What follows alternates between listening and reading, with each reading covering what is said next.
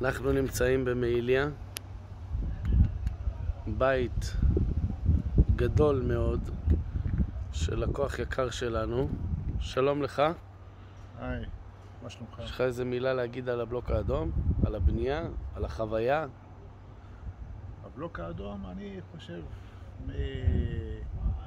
מידע תיאורטי שלי, הוא בלוק טוב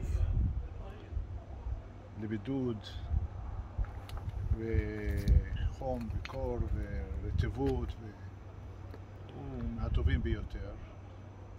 אני יודע שמשתמשים בו הרבה באירופה, גם מניסיון, ואיך שראיתי בעיתונות אני הזמנתי. לא היה צריך לשכנע אותי. יאללה, הרבה בהצלחה. בואו נעשה סיור קטן בבית. תראו מה זה יופי של עבודה, איזה סימטריה, איזה ניקיון, עם כל הגודל של הבנייה, ועדיין הכל במקום והכל יפה, כמו שאתם רואים.